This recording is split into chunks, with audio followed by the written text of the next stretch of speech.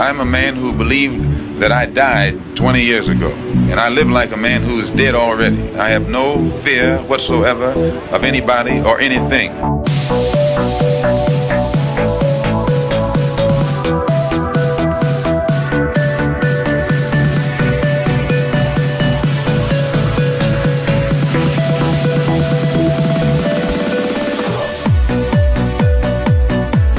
Gary Webb. I am an investigative journalist, and in 1996, I wrote a series of stories entitled Dark Alliance, which was about CIA involvement in drug trafficking.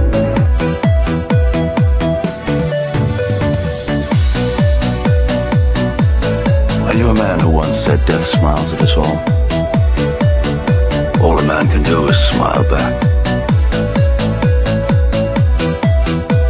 We've both been skull and bone with the secret society. It's so secret we can't talk about it. What does that mean for America? The conspiracy theorists are going to go on. I'm sure they are. I don't know. I haven't seen the rest. Number 322. I sad duty to report this afternoon that my friend and colleague, Tim Russell, collapsed and died early this afternoon. I may die in this cell tonight or in the arena tomorrow. I'm a slave. What possible difference can I make? And no official of my administration, whether his rank is high or low, civilian or military, should interpret my words here tonight as an excuse to censor the news, to stifle dissent, to cover up our mistakes, or to withhold from the press and the public the facts they deserve to know.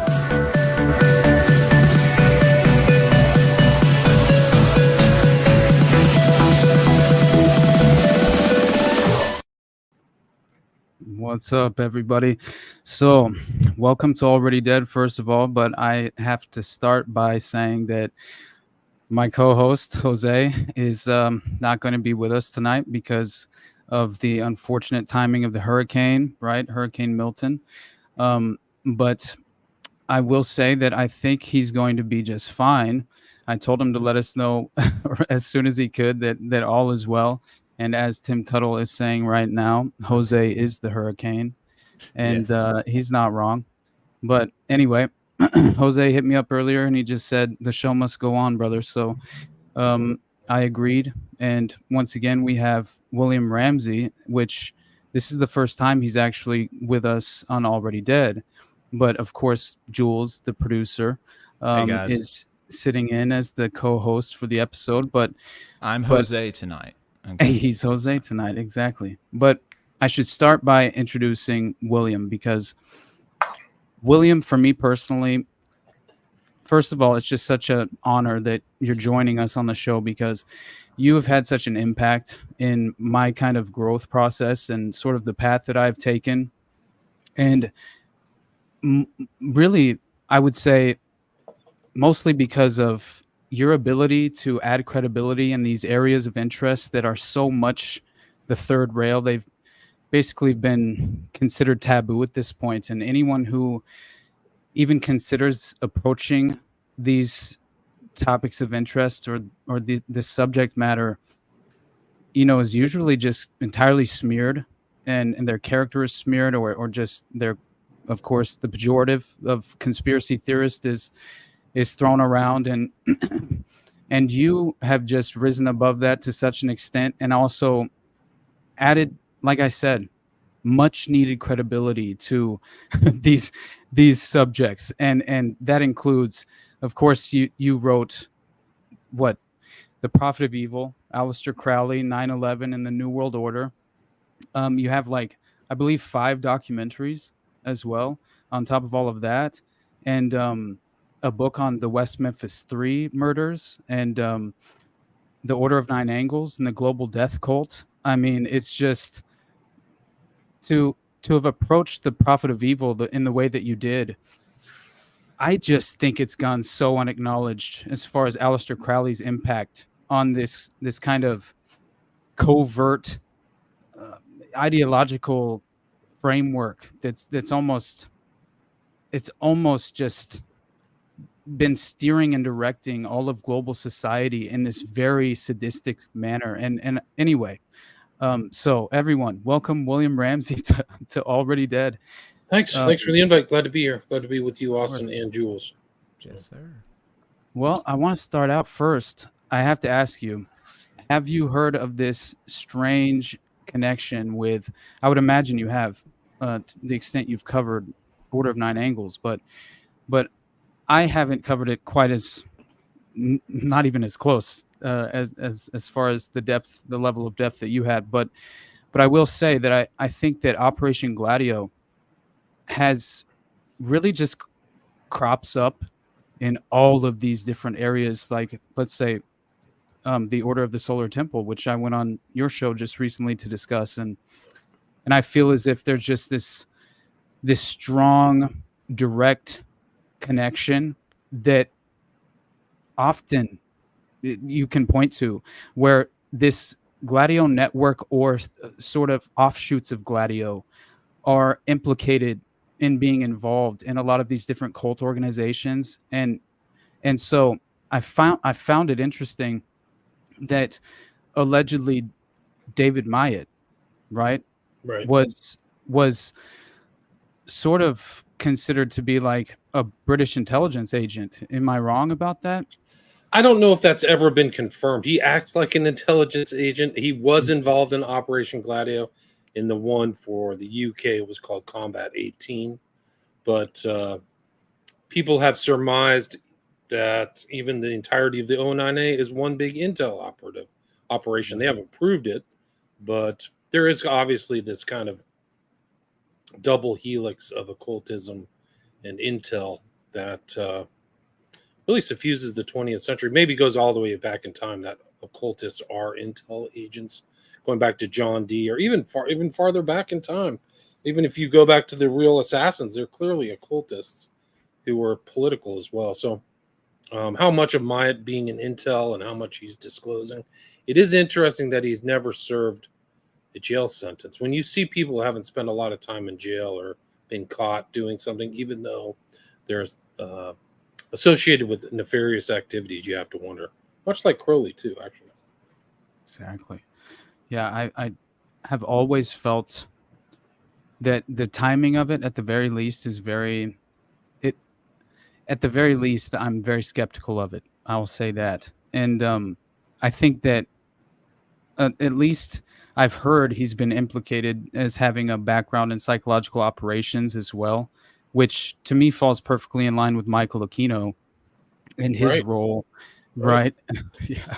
And it's interesting because there's clearly an exchange between Aquino and Mamet. So in Mamet's actual real career, how he made money, like he said he had an inheritance or a stipend from his dad, but how his career is unknown.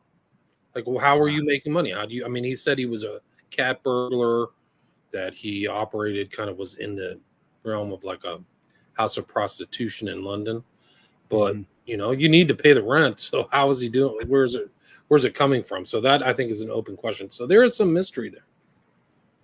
No doubt in my mind. And Michael Aquino himself clearly founded the Temple of Set and was, deeply involved in the Church of Satan. But I think what's more interesting is when I just read a part of the MindWar that he had written. Right. And it's from PSYOP. It's MindWar from PSYOP to MindWar, Victory, or something. Yeah. Let me check. It's so strange. The Psychology of Victory, from PSYOP to MindWar. Yes, that's right.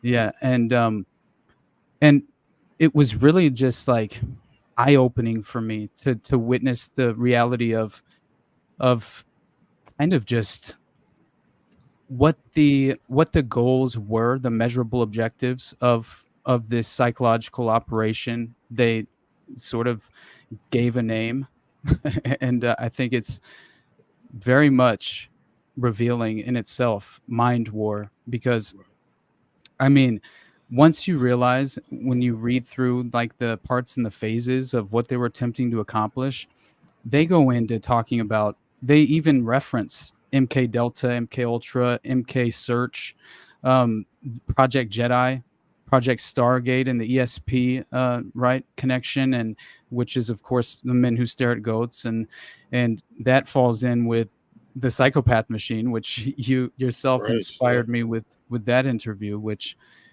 that was one of the most incredible interviews I've ever heard, when you talked with Steve Smith. And is it correct that you also worked as the producer for the Opperman Report? Yeah, Because yeah, I for read 3 that. years. Yeah. Okay. Wow. I read that on your website, and I was just like, that is so fitting, especially because you two, both of your shows are just at the pinnacle for me. It's on the short list of what I listen to on a weekly basis. So He does a great job. I mean, we kind of synced up because we were similar sensibilities. I was a guest on his show. That's how it kind of started. That's awesome. Just all the different people that you guys have interviewed as well has just been such a wealth of knowledge and such a valuable resource as well, because I just, again, these alternative narratives that never see the light of day but seem to be so much more plausible, right, in contradicting the mainstream official narrative. Yes, it's terrifying, actually, because it just shows the total saturation of people's. It's really the mind war implemented through the Mockingbird media, the modernized Mockingbird media, Smith-Munt, that really is a kind of the best form of mind control imaginable. It's more powerful than MK Ultra, because you see this mass formation of misinformed people, and that's why there's so much battling in the common culture about mis and disinformation, is because there is like a battle. Right. I think that this is at least it's very much considered the modern day new age battleground, right? The mind war, the battle for control of the conscious mind. And in many ways it's almost, I've witnessed when I covered when I read Maury Terry's book and I covered The Son of Sam just for an episode, I was just amazed by what I kind of realized was this subconscious initiation that was being performed on almost global society in many ways, but specifically in context with the Son of Sam case, it seemed to be, I almost came away from that feeling as if they were attempting to really draw in the subconscious mind of the vast majority of people who are really unaffiliated with the details of the case. And in their mind, it's, at least within the doctrine of the Process Church, it kind of like almost provides the energy required. And it doesn't matter that it's a subconscious interaction and engagement with sort of the ultimate evil, the grand ritual. But I almost came away from it feeling as if there's a palpable sort of like at least this diabolical attempt to really draw us in subconsciously into the fold of these sadistic doctrines that are most people are very unaffiliated with and really don't even know the fundamental basics when it comes to understanding the ideological framework that the individuals believe in and subscribe to. Right. And I think that kind of leaves people, just very vulnerable and running a risk to kind of falling into the trap. And so I'm curious, just as far as your opinion on this kind of intersection of social engineering and cultural creation, right? That yes. I mean, I think it's there. I think it's always kind of, always been kind of social engineering. It didn't have those terms, but I think all societies had the priestcraft, had the kind of intellectuals, had the kind of initiatory bodies, whether it's like a bar for the attorneys or you had to do something to become a medical doctor. So I think there's always these kind of, in any society, it's been modernized and technocratically updated for the U.S. But I think that one of the other elements that these secret societies are doing is this kind of initiatory thing where they're doing actions, engineering society, but also kind of having an inside joke against the profane, like the Masons would call them. They're profane. So they have the inside knowledge, and really power these days is based upon information. So if you have that inside information, you can kind of clown or joke against people who don't have it. And I think that's the real dynamic that's taken place all through society. And then it's structured through class and kind of, hereditary monarchies or hereditary families like the Rockefellers or something. So I think that's a very broad thing. So I do think that this unfortunately, we're being social engineered and lied to. You could call it gaslighting or deceived, but we're being it's being done to us and has been done to us in really the darkest, most malevolent sense for decades. I mean, you can look back at 63. They're still trying to hold this lie together that Oswald killed Kennedy. It's a joke. So I literally had an offer for a book today, and I don't even think this guy really believes that Oswald did it, but I had an offer for a book that said Oswald did it. But I think that's part of like this is an independent job, in my opinion. It's somebody's paying to put this out in the public and deceive people still to this day. But that's just one component. I mean, we can get into vaccines, open borders, the benefit of the UN, and it leads back to this kind of darker thing. There's a lot of dark actors and groups, Lucis Trust and Skull and Bones and Masonry and all this stuff that are all have this inside information, are kind of manipulating the public through whatever agency, or even through the mass media or something like that. So I think it's a dangerous time. It's probably always has been, but I think that like it goes back to your thing about psyop to mind war. It's really mind war. And I think in 53, before MK Ultra was done, there was kind of an infamous or famous speech by Alan Dulles in Virginia called Brain War. So it's acknowledged that they were going to get involved in brain war. Literally, MK Ultra started like 2 weeks after that speech called Brain War, which you can look up, and you can it's done. The Talbot's book, the Grand Chessboard, has a whole thing. Devil's and also, Chessboard, yeah, Devil's. Thank you. I got that mixed up with Brzezinski's book. Right. But it's also mentioned in a really good documentary by the Dykes husband and wife called Minds of Men, which I really highly recommend that as well.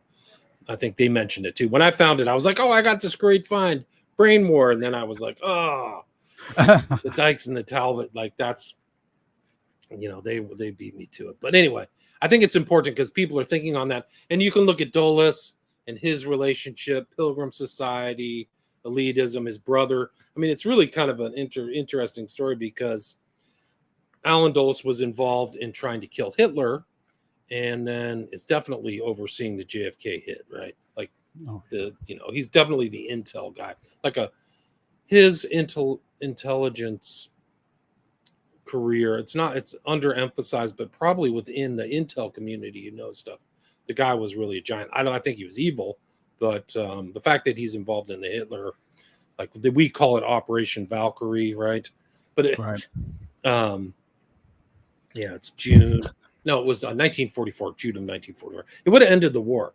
It would have ended stopped another year of fighting if it was successful. Oh my gosh. And there was a lot of things put together, but his brother was involved in the Treaty of Versailles and writing these really onerous articles that the Germans had trouble. That's what Hitler used to call the signatories of the Treaty of Versailles criminals. So it's weird how their relationship to Sullivan and Cromwell, I mean, it sounds like a conspiracy theory. It's just a lot of hidden history, but the relationship between Sullivan, Cromwell, the Nazis, Hitler, leading to JFK is really incredible arc of history, but also involves this MK Ultra mind war stuff that they knew and wrote about. And actually, I think the Nazis in mind war were really kind of like a lost kind of thing of this story, because I think Hitler knew a lot about psychology and psychology of crowds he had learned from Freud and Hannison, who was this kind of like dark magician actor who mysteriously died among a lot of mysterious deaths leading up to Hitler's appointment as chancellor in 33. But yeah, there's a lot there. But if you look up the burning down of the Reichstag, it was blamed on this like Vanderlub guy who was supposedly a communist.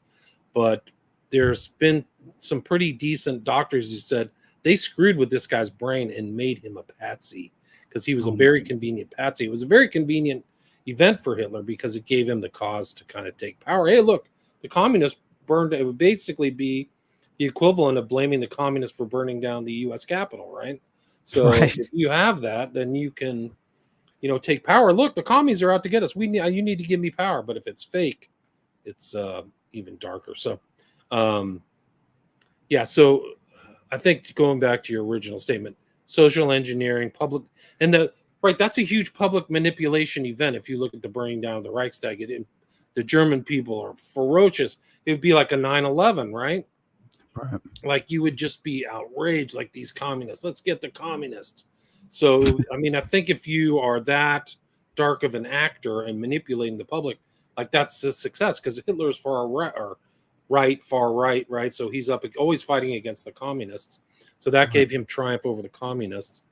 And then you can see 9/11 is this huge mind war thing that they've still lied about, right? Rich man's trick. Blame it on the, Muslims. And then you can kick the Muslims out of your society and then turn them into like, hey, well, let's just go to the Middle East and start war. Iraq, even though they had supposedly nothing to do with it. So I think that kind of cunning manipulation, social engineering, culture creation type stuff goes back to Hitler at least. Absolutely. And probably before that. Like they used to have, I can't remember, but in Rome, like when they wanted to like destroy one of their enemies, they would have this ritualized thing in the city of Rome where like there was a declaration of war. It was all like theater, but like, hey, this guy over here in the Danube threatened us and this is their land and now we got to go get them. And it would inflame all the Romans and they would get like into a hysterical, frothing rage and then they would go kill him. And so I guess these things have always happened probably all through time, historical time. They've just something else is created with the advent of mass media saturation and things like that, where it's taken on this kind of technological change. And really the antidote is like shows like this or things like that, because people then realize, hey, they try to atomize you too, but like people are like, hey, this is a trick, like I was naive. I thought 9/11 was done by terrorists when it happened. And it took me a couple of years to like, hey, this something's not adding up. But, yeah, my whole childhood, not like Muslim bad, until you get a little older and you dig into it, you find there's a lot more to it that ties into so many other things. It's incredible. My gosh, it plays into the present too, because during that whole, like I think Putin said, like 95% of terrorism is caused by the CIA or something, and it sounds like a joke, but he's actually telling the truth. And one of the interesting that ties into like this 10/7, like we are literally one day past this huge terrorist attack where babies, I mean, it hits differently to say babies were put in ovens. If you're Jewish, like a child in an oven is going back to Hitler, right? So like Netanyahu and his coterie know what they're doing, manipulating his own people with this kind of extreme act. It was terrible. I'm not saying 10/7 was terrible. I'm saying they let it happen on purpose, like 9/11. Absolutely. There was an inadvertent truth by Netanyahu saying, this is our 9/11. I'm like, you're right. It's exactly like our 9/11. You guys let this happen. I mean, Gaza was literally a huge open air prison with all kinds of security and Apache helicopters and literal, like they had the technology to detect like a hummingbird flying over the fence, like, and then suddenly these guys attack. I mean, this isn't me. This is actually the Israeli media saying this, like, hey, this is sus. And there's actually damage to these kibbutzim that small arms fire couldn't do. So it's pretty clear. And there's damage to cars too, that some guy driving over with a Toyota and an AK-47 could never do. But it's interesting because one of the big events in UK, their 9/11 was called 7/7. Strange occult day, right? Wow, right? Remember 7/7? Yeah. That was were the bombings in the underground And then they blamed it, and there's all kinds of weird ritual elements to that. I think I brought that up in my Boston Marathon. I'm almost done. Yeah, I'm almost done. done. Go ahead. Go ahead. Guess who was on site for 7/7 who just happened to be in London? Benjamin Netanyahu. Oh my God. Yeah. Stop it, William. That's the truth. Yeah. Well, that's funny you say that. The address of the Chabad headquarters is 770 Crown Heights. And another thing with that number 77, I actually just did an episode last Thursday with John Lee Chaubeck on the Goat of Mendez symbolism in 77, and that being linked to the deity Samyaza or Samael, who is worshipped in a lot of mystery schools and a lot of occult Church of rites. Satan, I'm pretty sure. 77 are the 77 names of Satan, right? Yeah. So it ties into this satanic deity. So yeah, that's just crazy how you bring that up. Not even a week later. I did a thing on the occult numerology of all of these like terror events, and it's not just 9/11. There were all kinds of weird 3/11. There was like all these fake bombings that were blamed on Muslims. And it's strange how they stopped after George Bush Jr. left office, right? In 2008, it all mysteriously stops. Why? So the Muslims decided to just stop doing terrorist attacks after he left office. Like, something's not adding up. I don't get this. I know. But you had 8/8 in Russia, their attempted battle in Russia, if you remember that. Like, I'm old enough to remember all the stuff. There was the 3/11 was the Indonesia one. There was an attempted one in this is interesting because there was an attempted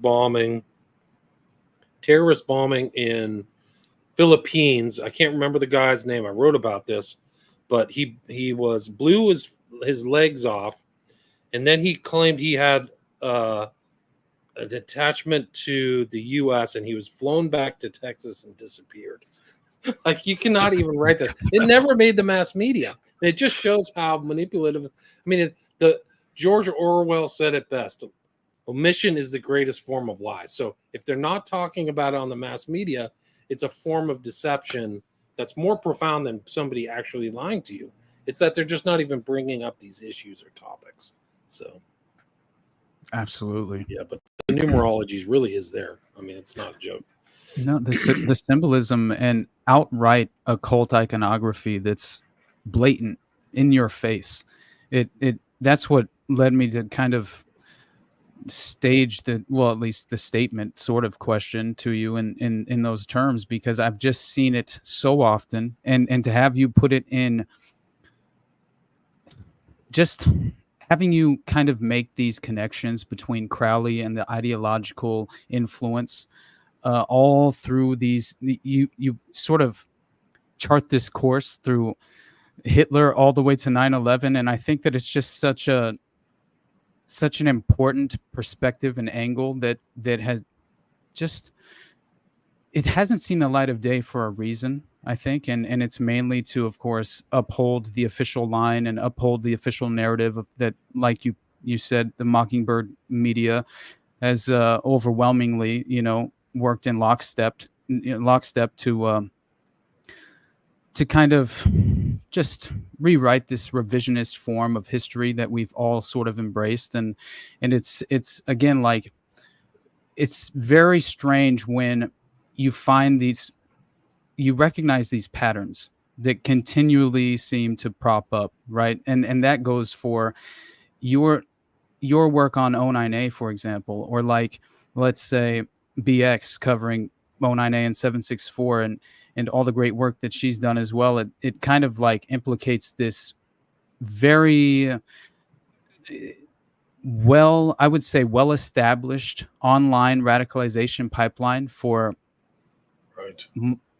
And to me, I just stumbled upon this kind of parallel to that well-established pipeline that I just mentioned, except it also seems to involve this kind of jihadist, Islamist radicalization that maybe not is quite as in vogue as it once was, but I just covered Omar Mateen and the Pulse nightclub shooting, and I had never done the deep dive on that story.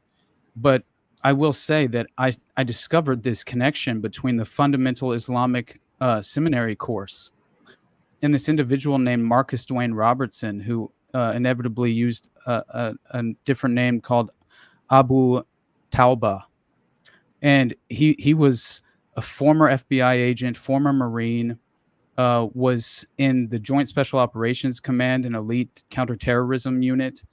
Also happened to be a bodyguard for Omar Rabdul Rahman, the blind sheik, in '93 during the World Trade Center bombing, right? Which I largely consider to be a sort of false flag, very much state sponsored.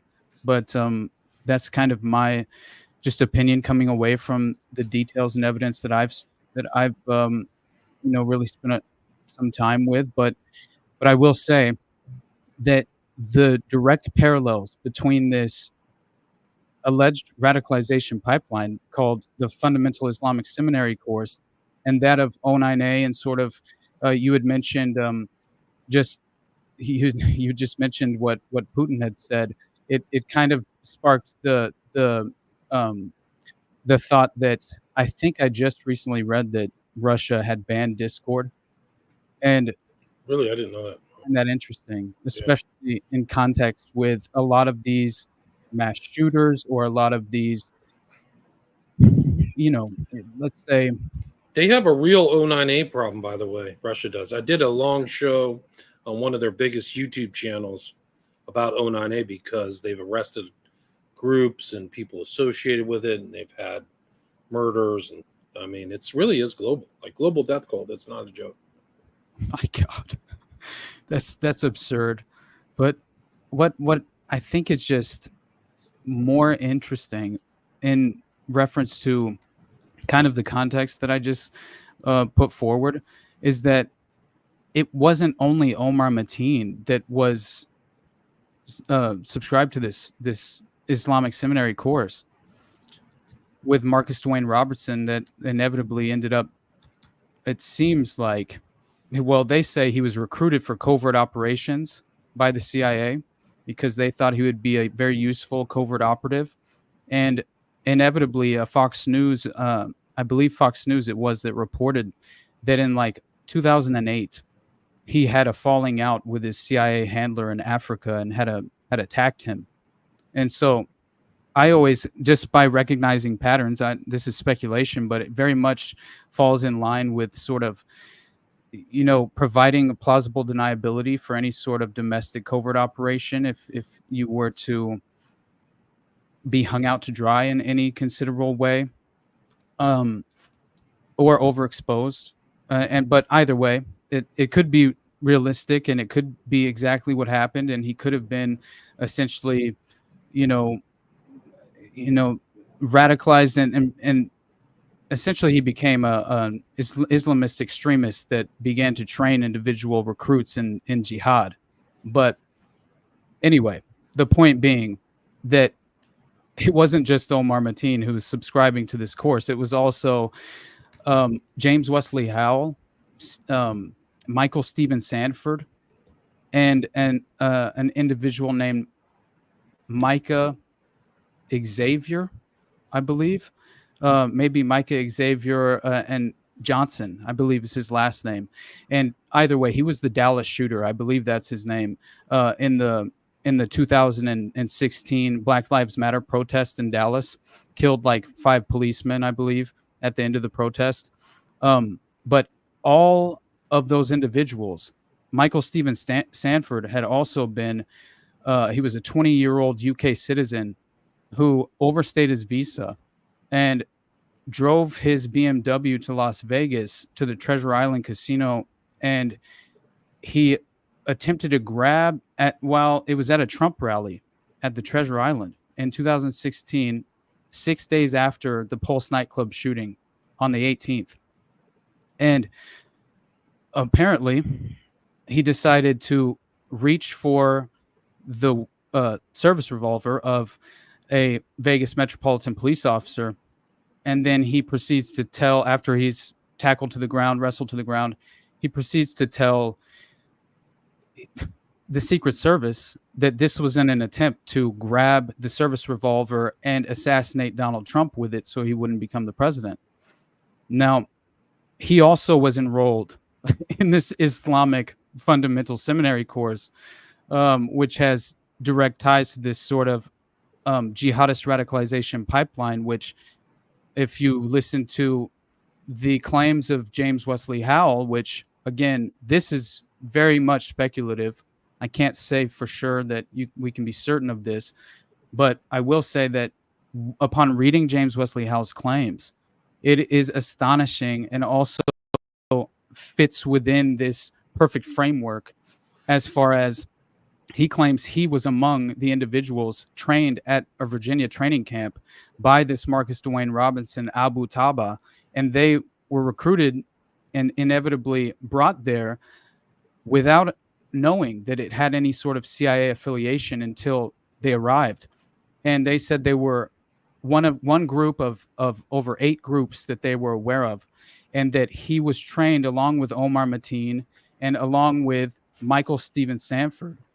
And Micah Xavier Johnson was also named as being involved in this seminary course. So all of this happened, and this James Wesley Howell, the very morning of the Pulse nightclub shooting, right, on June 16th, or June 12th, I'm sorry. This James Wesley Howell was on the exact opposite side of the country in Los Angeles, and he gets arrested in his Acura, his vehicle, with tannerite, this, explosive, right? Yeah, exactly, and multiple SKS rifles, and yes, he told initial responders and initial police investigators before the FBI swooped in and essentially covered up the entire case.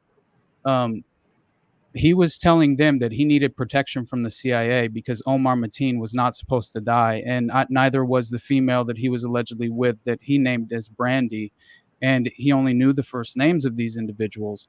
But he said that he was among a group of people who were essentially fit the bill of a young, disturbed individual, right, who was essentially targeted by this covert operation in an attempt to radicalize. And Michael Stephen Sanford himself was autistic. He was on the spectrum. And so you look into that and his mother's claims about, and he only spent 11 months before being extradited back to the UK. And so it's all very strange. Right? And I am only saying all of this because, one, it's very fresh in my mind, and I've kind of been obsessing over it recently. But also, I just instantly recognize the parallel between this fundamental Islamic seminary course and much of what happens on Discord in terms of 09A 764 and them just covertly targeting young people, right? And so right. I think that there's operations that are targeting or looking for vulnerable young people. They just are. And they've probably been going back to the 60s. And they're suggestible. They're manipulatable by older people who know the techniques. And people have to really be careful. And some of these people aren't careful. They're online. I mean, you talked about BX, like her information on Gendron even gets scarier. Like, this is a classic 09A kind of op. He's on with somebody who's an ex-FBI agent. Like, I mean, that's what it says. Who knows what X means? Like, some of these guys in Intel just are in Intel. They get shifted around, different labels and things like that. That person, if that person was involved in getting him to commit those crimes, why wasn't that person brought in? Like, that's an accessory to the crime, right? You just arrest him too. So very suspicious, that guy Gendron. And he fit all the points of like the 09A Adam Waffen type, so absolutely. I mean, those go on and on. There's all kinds of stories. Like, I mean, how many of these guys are tampered with who've done these school shootings is like an open question. Like, I don't know. Right. But this is, you have to kind of hit translate on your browser. But that's Okay. it. It's basically True Crime Satanic. What is the Order of Nine Angles? Was But there it's a certain really part good that documentary. you- This guy has 5 million subs in Russia. I forgot his name. I do know it. Val Morov is his name. But it just shows the global nature of this. And like, I wrote my book and published it in 2021. And I could probably write another book, follow-up book of everything that's happened over the last 3 years. I bet. Because the 764, like, I was talking to BX and Ken Silva, and they're like, well, tell me, but why did you cover 764? I said, I don't remember 764 even existing when I did my ONA research and published my book in 2021. So that's how it's morphed out of like into, and that's, I think, was the intent, the kind of like mind virus component of ONA was to just like not have it structured or not have it initiatory. Interesting. Was there Yeah, a certain so part of the 764 video is that you wanted to fairly bring new. up? Yeah, I'm sorry, what? go ahead. Oh, you're good, Jules. What did you say, buddy? I was just asking if there was a certain part of the video that y'all wanted to play, or Well, I don't know. that I we mean, wanted to play. it's like, this is an hour-long video. You can hear me ramble Right. on. They have me in Right. English, but like, I'm just featured through the whole thing, Nice. along we'll with some have local to- guy. Yeah, so they edit it around, but Oh, here, yeah, it's awesome. interesting how this. I mean, think Russia's what, 10,000 miles away from the U.S. and this ideology still gets around, and it plays out almost the same way: Satanism, child abuse, murder, threatening. People end up in jail. There's My God. sacrifices and things like that. That's insane. I know that. Pretty crazy. I mean, to that point, in reference to sort of this underlying human trafficking connection with really the occult underground, but also seemingly tie-ins with intelligence efforts and covert operations. I think that Johnny Gosh is such a strange tie-in when it comes to, I was reading through Detective James Rothstein, right? I was reading through a lot of anything I could find where he was being sourced, or anything I could find where he was just providing some new take, new account, new perspective on all of the time he spent attempting to follow these leads and track down a lot of these individuals and perpetrators who were responsible and involved in many of these overarching networks that seemed to span the nation as far as he was concerned. And I always found it very astonishing, but not the least surprising, that he effectively says that he and his compatriots, or his fellow investigators, they essentially discovered that through the course of their investigations, that over 70% of United States elected representatives are being sexually blackmailed, right? And so the connection with, as far as his work, he kind of provides this insane, course that he charts through this Son of Sam, Smiley Face Killers, Johnny Gosh, and also this individual, Jacob Wetterling. And he even mentions the Finders in these statements. And I was curious, do you know of any like very tangible connections that you could point me in the direction of when it comes to a potential tie-in with the Process Church of the Final Judgment and their doctrine with the Smiley Face Killers? That's a really good question. I had more overlaps between the ONA and Smiley Face Killers than anything having to do with the process. Interesting. But the ONA and some of his websites literally had a smiley face on it. Like, I can bring that up. That's not very hard. So, like, why do they have this smiley face? But it's pervasive, and people are sending me stuff today. I guess it's in some of the, Apple's tried to kind of go into the streaming business, but a couple of their movies have a guy prominently having a smiley face, right? So I think this shows were Bad Monkey with Vince Vaughn and the Wolves with Clooney Pitt. So those are both new stuff. So, but yeah, nothing overt with the process, but yeah, I mean that's a whole nother can of worms. Like that whole thing. Like Dana's done such good work, like tying those people all the way up to Best Friend Society. So they're still around, you know. Or some of they're starting to pass away, but shout out Dana. Yeah, she's awesome. Dana Duda's amazing, man. Yeah, she's done such great work on that.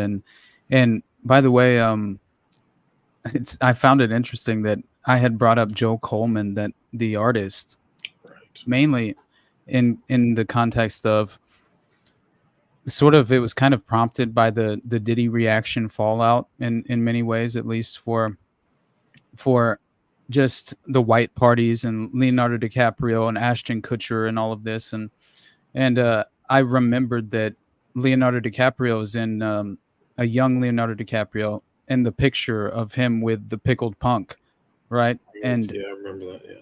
Yes, and so I looked into it further, and I did find that, I mean, this individual Joe Coleman, it was allegedly in his his private museum, I believe. It was even called the Auditorium or something, and yeah, so he just claims he even named this pickled fetus that he called Junior.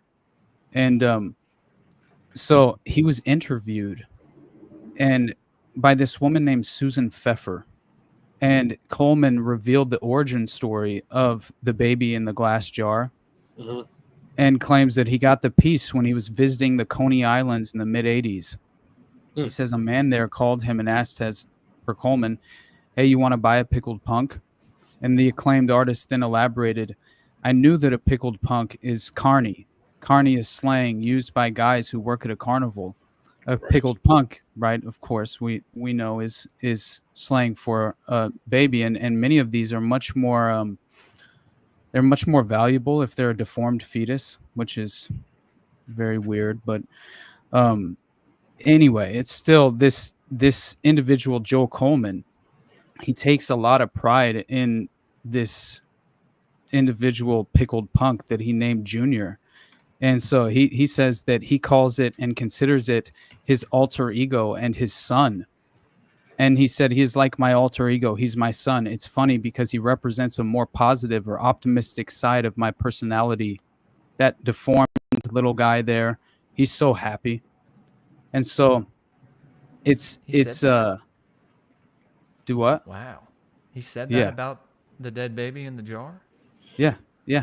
100%. But here's the other interesting fact here is that Joe Coleman, an artist who's close friends with Adam Parfrey and did art for his books, right?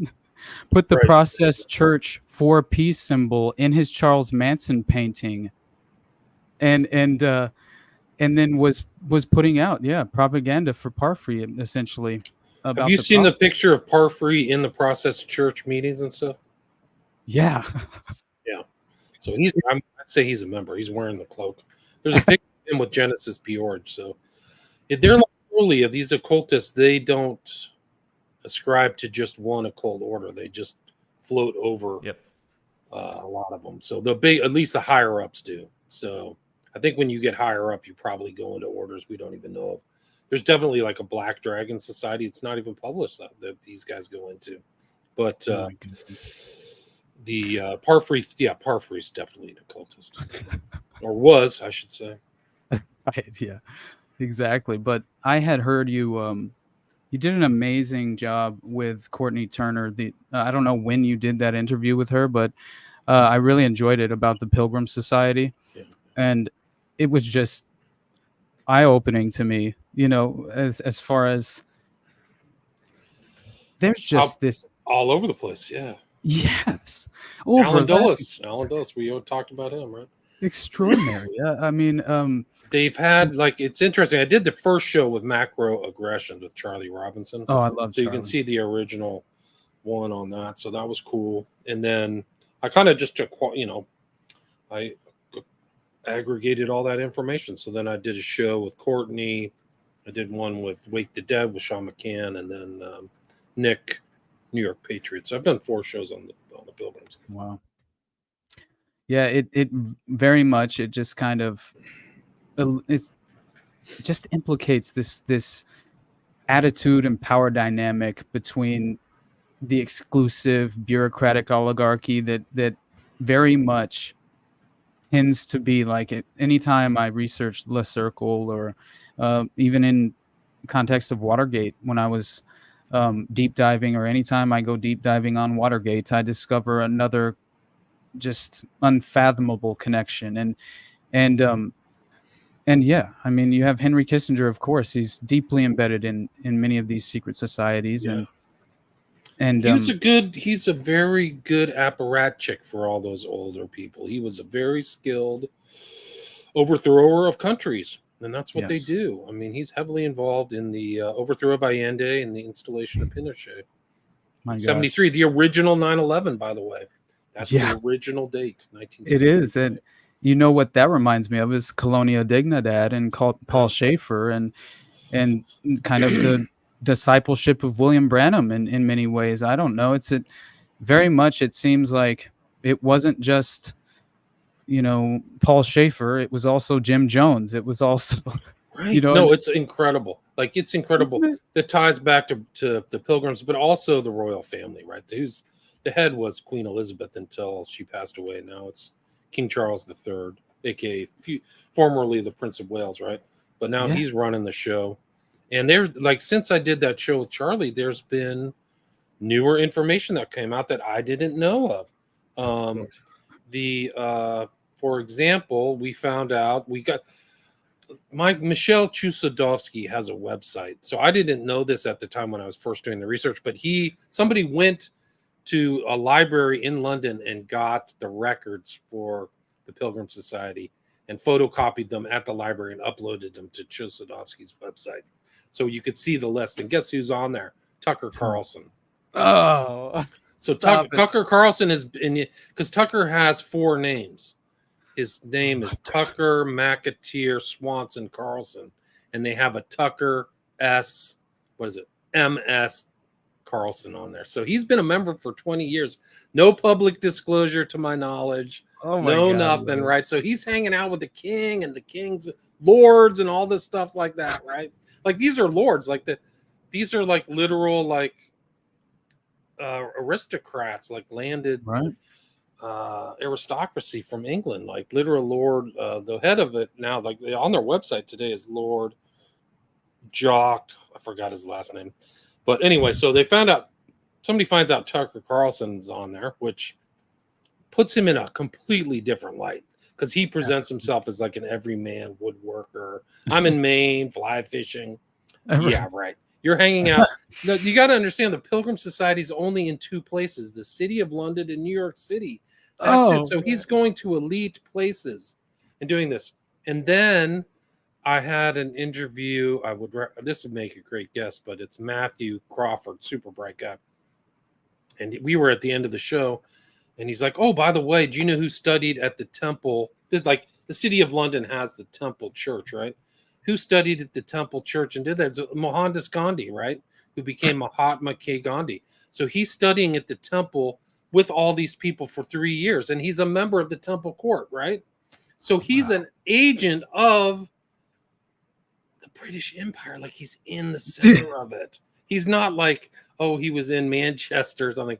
He was in the city of London getting his law degree, and then it all turns around all the way to the end of the British Raj in 1947. He's involved. He's a probably a British asset the entire time, and played out as like an antagonist and all this stuff. And maybe there was something there, but give me a freaking break. And then today, they just fired. I don't know if you guys follow football, but they just fired the New York Jets head coach.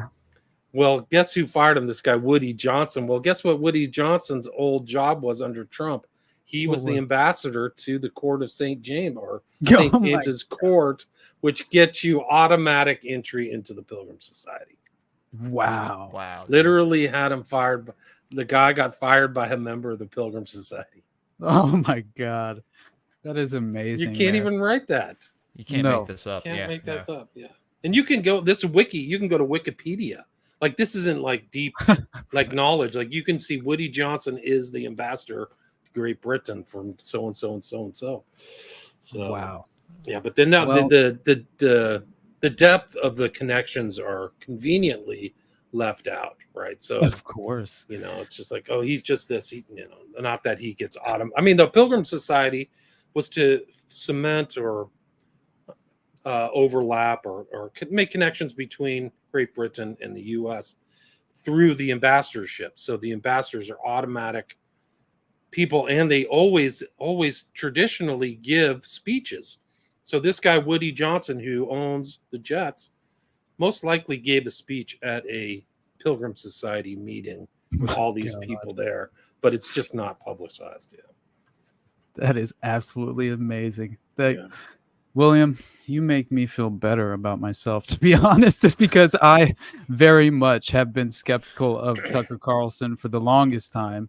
And I mean, well, we can go into Eric Weinstein too. This is like incredible stuff. The stuff that's been exposed is so Johnny Vedmore literally went through Eric Weinstein's past and looked at some of the papers. He worked for the frickin' UN, and he wrote this thing about economic migration in this, in my opinion, a very you know, basically he's saying like you can bring people in from other countries and the resources, you can just take the resources and have them work the jobs the locals are working.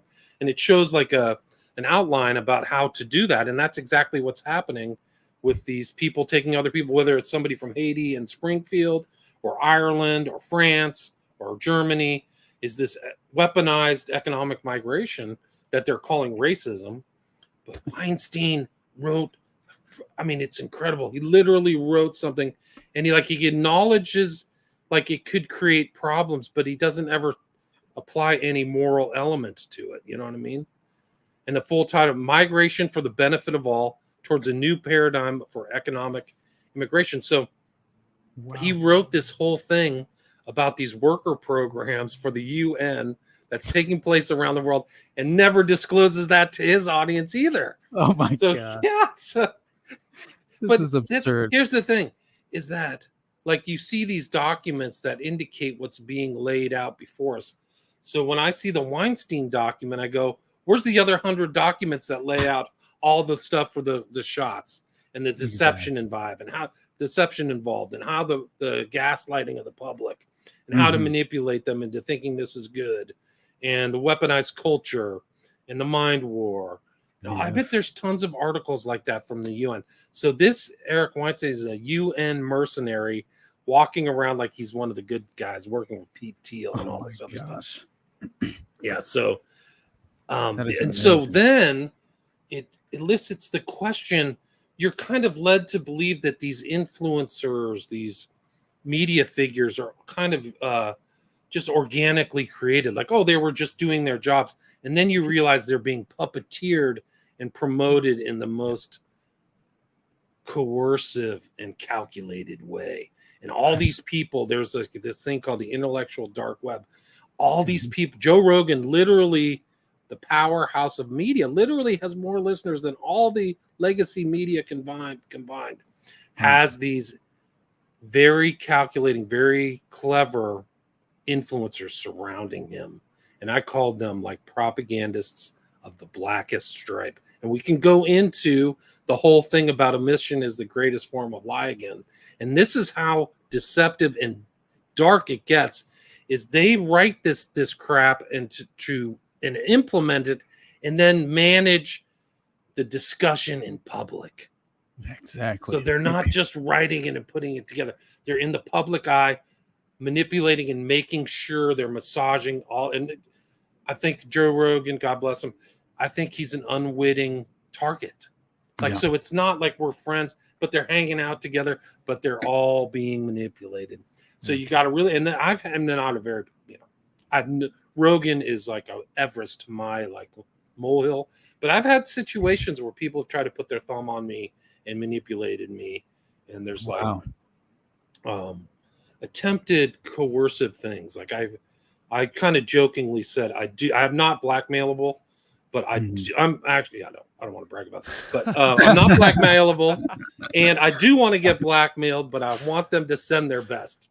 So I'm asking, I'm asking for Jessica Alba or somebody like that. So yes, I am open to blackmail. I am open to blackmail. I just want them to send their best. Like, anyway, but so I mean, just I've had kind of weird, like, whoa, you're really trying to like do this to me, But anyway, right. Well, let's. I would imagine then that you are very skeptical of Jordan Peterson and Russell Brand as well. Totally, 100%, 100%. I don't know Jordan Peterson comes out of McGill, right? That's like you and Cameron, McGill psychology, right? You and Cameron is doing all of this like dark stuff there. Like he had to have known what was going on there. I don't know how I mean, if you put it, you and McCameron stuff went on until the 70s. I bet Peterson was getting his doctorate at McGill in the 80s. So he might know people associated with you and Cameron, the head of the World Psychology Association. Cameron was a huge player in psychiatry, psychology and psychiatry, but still a global player doing these like, they use curare on people. Do you know what curare is? Yes. Tell the audience, please. It's like the most lethal drug imaginable. It comes from like either a spider or a frog in Australia, and it causes total paralysis. And they were experimenting with curare. This is in their records. So you don't know how dark it got. Like this is super dark. And all that information got funneled back to the CIA, right? So, and that's like when you talked about the psychopathic machine, that hospital was part of the network, fairly close to McGill. I mean, as the crow flies, I think that one hospital that Steve Smith was in was about 100 miles north of McGill, like not that far. So yeah, but all that sensory deprivation came out of that, the psychic driving, the constant, repetition of phrases. He believed in basically depatterning the mind. Like they screwed people up. And then the worst thing is they screwed people up and then they couldn't get any justice. Like it took them 20 or 30 years to get justice. And I did a show on that. And it's called My Father, the CIA, and Me. And it's a book written by the son of a victim. And it's an easy name to remember because it's Harvey Weinstein, Dr. Harvey Weinstein, not the same Harvey Weinstein, but it's easy to remember. And then Dr. Harvey Weinstein. So it's an interesting personal story because the son was deeply affected by his father. I think his dad went in like he just wasn't doing well and like got way, way worse. And it affected the son. So then the son is involved in these lawsuits and there's just, they're trying to do it. And the son, Dr. Harvey Weinstein, ends up at Stanford as a psychologist. And then he's also part of a group against kind of coercive psychological things. I forgot the name of it. It's in Berkeley. But a lot of bigwigs were in it because they recognized that a lot of this stuff really does happen. Like it sounds like a science fiction tale, but it's not. Oh, yeah. My gosh, I was reading through the Psychopath Machine and just about Oak Ridge itself. But then I went and was doing a little bit of further research and I found the article. It was, I believe, what happens when you turn a psychopath into a therapist, and it was all from the women's perspective, from the basically what the Oak Ridge doctor had set up. Right, what was it? Barker? Yeah, something Barker. He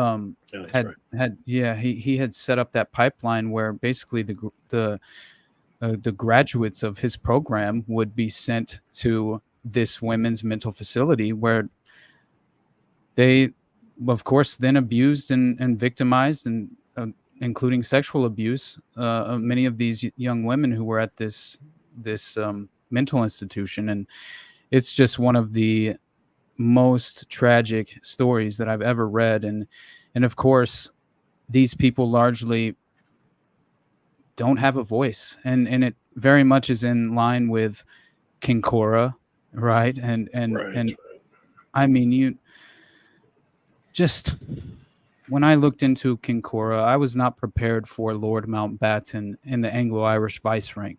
I just was not prepared. And to have Mountbatten, how was Mountbatten associated with Kinkora? So essentially, journalist Joseph de Burka, he described the Anglo-Irish vice ring as this clearly utterly depraved and debauched collection of perverts, sadists, and child molesters, some of whom even abused their own children.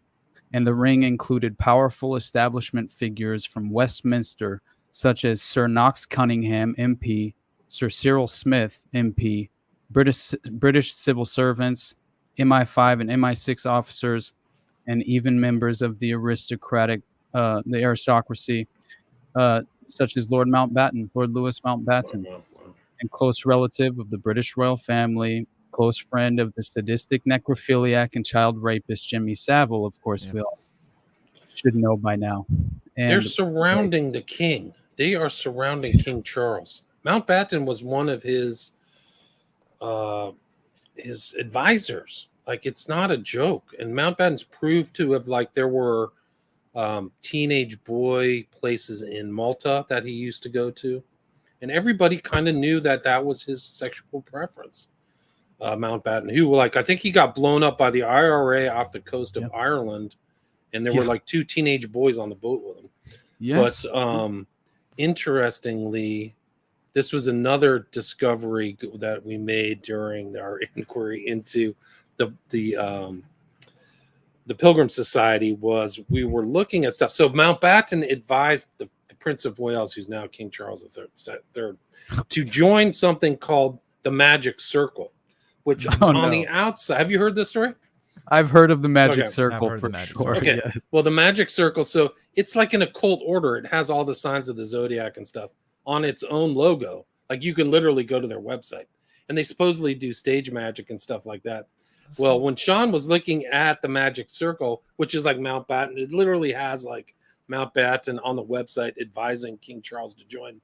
That logo is the same logo that's in the Toy Story on the Magic Circle game at the end of Eyes Wide Shut. Get out of here. It's not even different. It's the exact replica.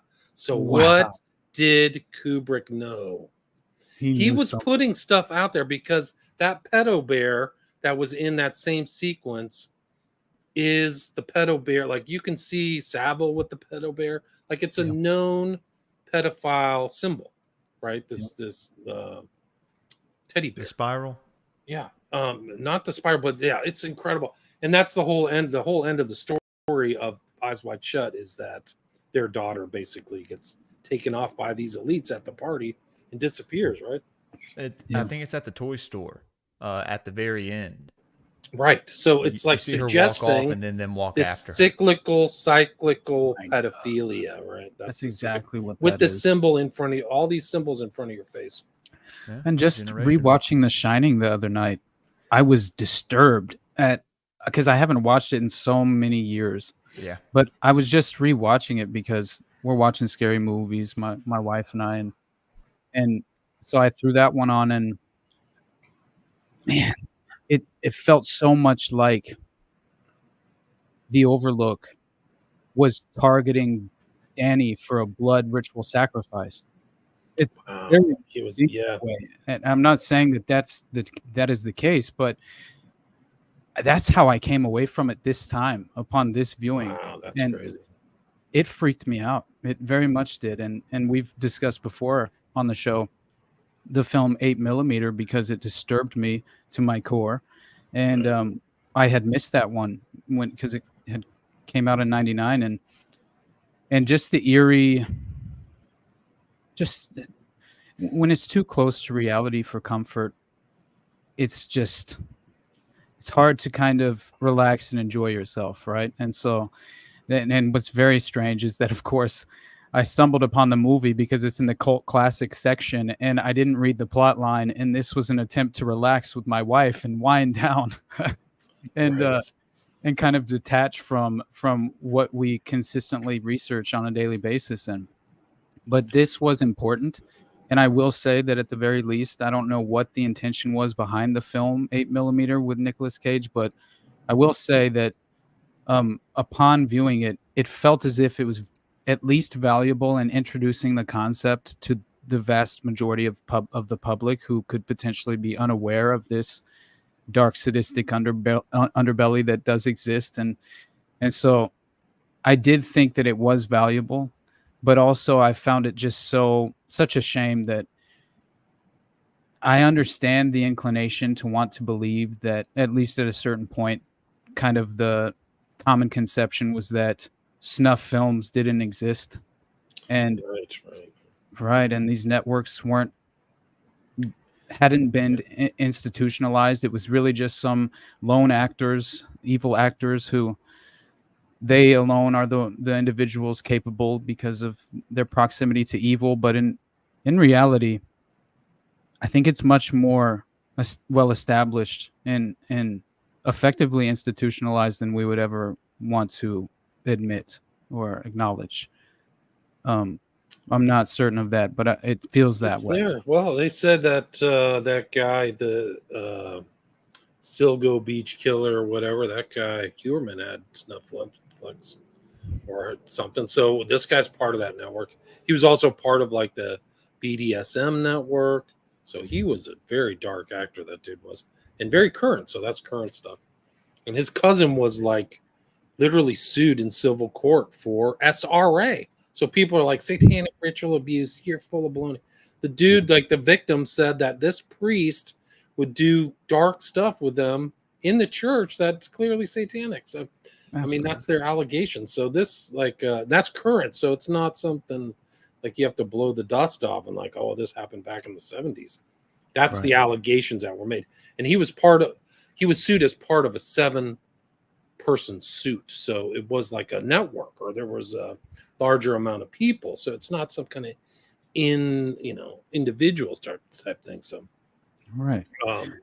Yeah, crazy. But actually, one of my favorite tells it how smart Kubrick was in Eyes Wide, in The Shining, which is full of pedo tells, right? And that's the secret, is that he's on the run for having a pedophile relationship with his son, right?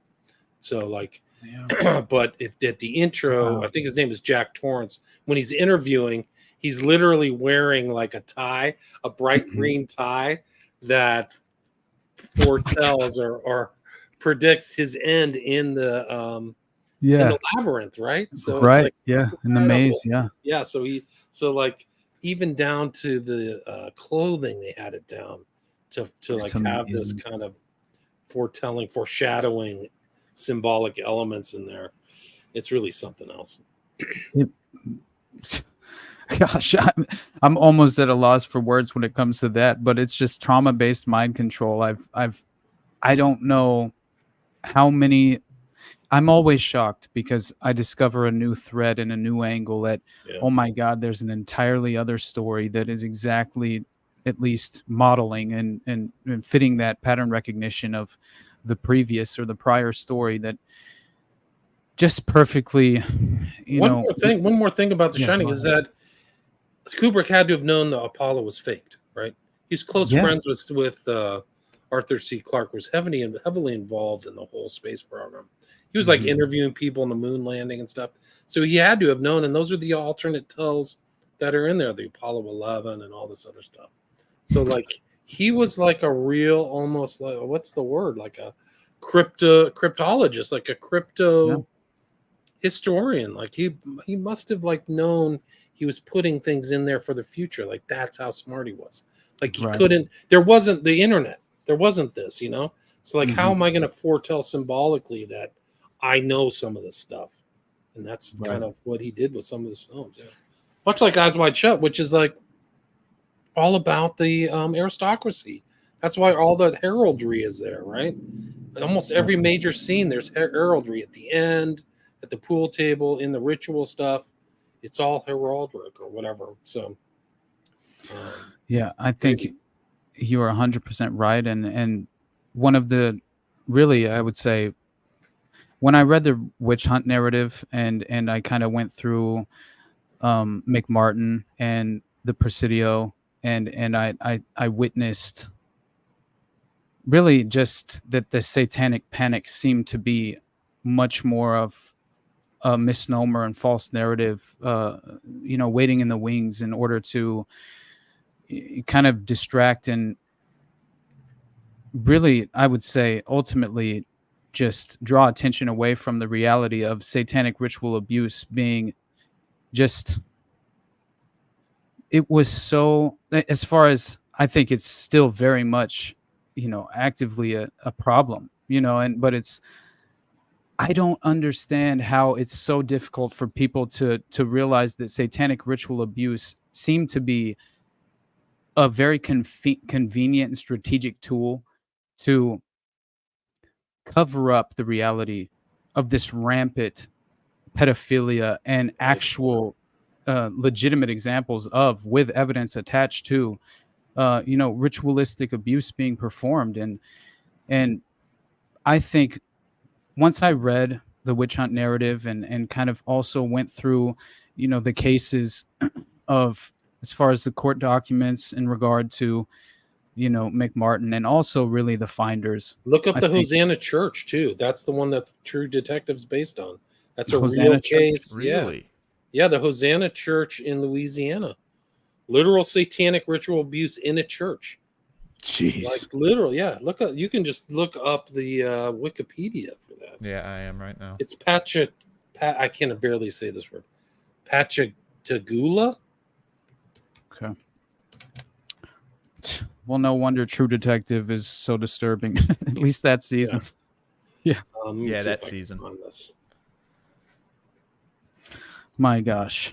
But when I found out about Ed Albanoski and the MP at the Presidio, and I mean, they had found legitimate evidence of SRA in a concrete bunker and military intelligence at the Presidio. And I just think that Can you pull that up, Jules? I just put it in the chat. How do you spell Hosanna? Hosanna. But pull up that link. That's the case. Gotcha. There's actually a pretty good, I mean, I'm not a huge fan of Vice, but Vice did a good video on this case. And the girl, I can't remember her name, she went to that. And they had a full trailer full of documents. And it's always been like one of my amongst many research objectives and things is to go and look through this evidence of this case. But yeah, this is it. This is a pastor of the church. Read some of this stuff. It's unbelievable. My gosh. Unbelievable. 2005, so it's not that long ago. Oh, Louis LaMonica, that's his name. I think that's how you find out about this. Okay. I'm going to put it down here because it's now on the short Here's list. the literal court case. This is it. What few people know if that True Detective is based largely on a real story in 2005, the Hosanna Church sex abuse scandal in Tangipahoa Parish in Louisiana. I probably butchered that. Ponchatoula, Louisiana, which was the site of the church, with one. There's a lot of misspellings. Which once had thousands of members and supported schools for children. It was run by a charismatic pastor, Louis LaMonica. In the 1980s, the Hosanna Church was, according to Rick Lindman at the New York Times, one of the fastest growing congregations in the Tangipahoa Parish. Apparently, he was an awesome local icon. My gosh. Here's the court case. This is create an account to read the full story. Really? Yeah, I put in the Justia court case so you can read about it. But he said, this is with a psychiatrist. ML and SL revealed to Dr. Anderson the years they've been forced to have sex with adults, a very young girl, and each other. Stack of pictures drawn illustrating the abuse. Threatened by a church member not to disclose to Dr. Anderson all the sexual incidents they were involved in. According to FBI special agent was sent out, forensic interviewer. There videotaped an interview. I mean, it's sex with a dog, very sexualized certain people. Yeah, this case is incredible. I'm sure nobody ever wants to bring this up. It's too graphic. Yeah. Okay. Well, I will be looking into that because I know when I read the X dossier in the Mark Dutroux case, it was one of those exact same scenarios where there was, sadistic rape and using animals, right, on children. And it's just completely insane to read the details of such accounts. But, yeah, I guess we should take just a few questions if we see any decent ones in the chat. Namrock, he says, does William have an opinion on the legitimacy of Kathy O'Brien's claims? I actually do have an opinion.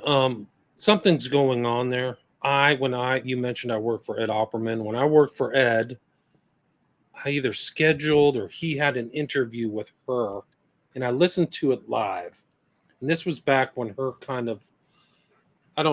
her boyfriend, I guess is one word. He may be more than a boyfriend. He was still alive. He's passed away. Mm-hmm. But Ed was asking her questions. A lot of this stuff happens. Like we interviewed the case about the so-called Hampstead satanic cult too, which was super sus. We can get into that and why those are fake. But one of the problems with Catherine, when I was listening to Ed talk to her live, I could hear him talking into her ear. And so she had I forgot what the name of her book is, but she had her book.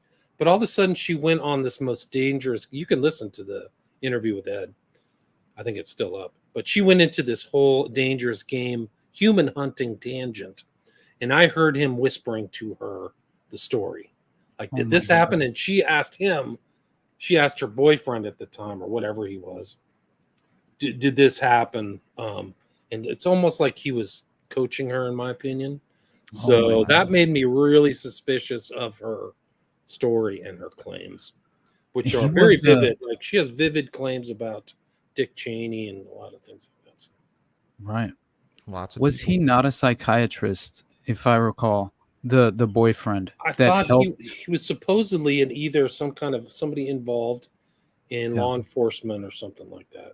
Yeah, it was essentially, if I remember the story, it was basically that he had helped her redevelop her adult personality after her trauma, or her at least the consequences and the results of her traumatic abuse, and kind of helped her redevelop some sort of functional personality.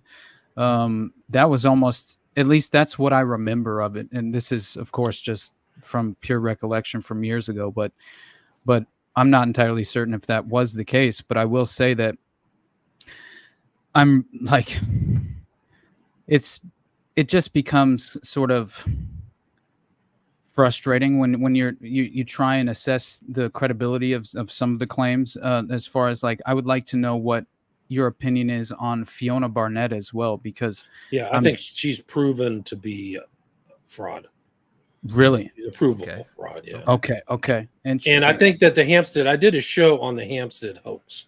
That woman with the two kids looks believable, but it's just like somebody who's absorbed a lot of the material and made the kids totally talk about it.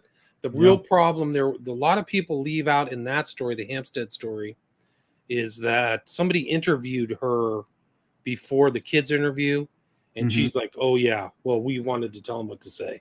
Oh, yeah.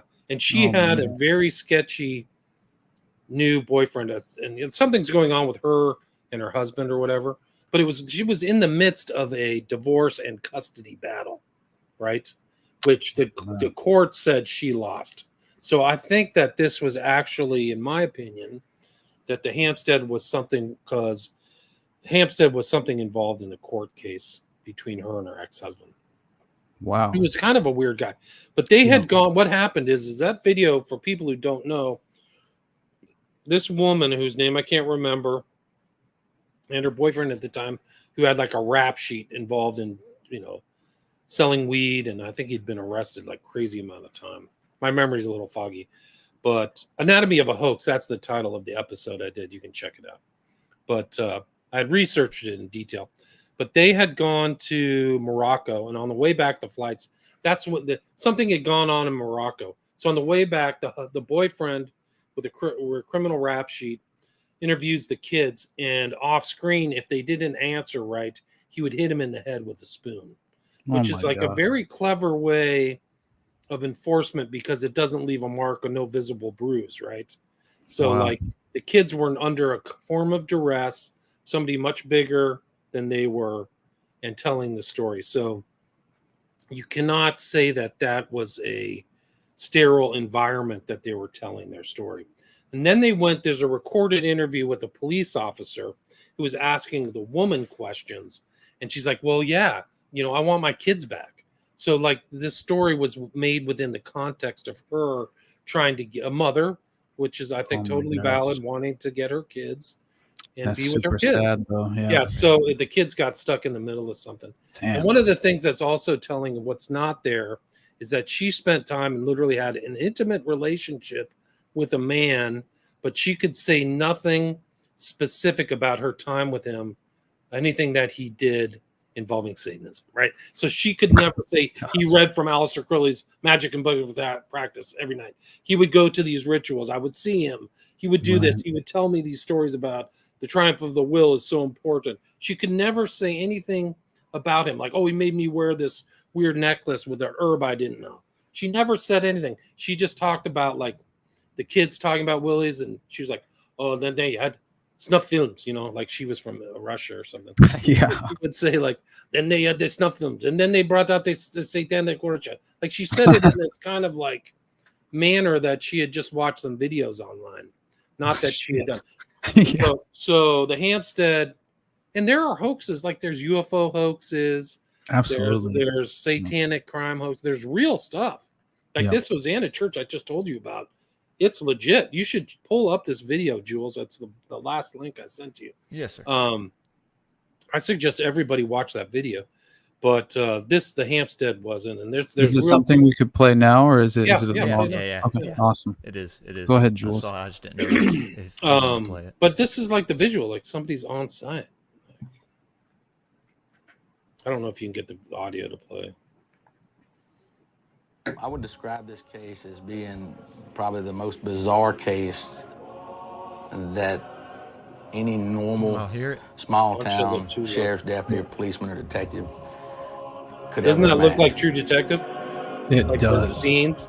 My In God. 2014, Entertainment Weekly asked the creator of HBO's True Detective about the inspirations behind the show. He suggested Googling Satanism, preschool, and Louisiana. We did, and found that 10 years ago, a similar case involving an old church family and ritualistic child molestation landed on the desks of some Louisiana detectives.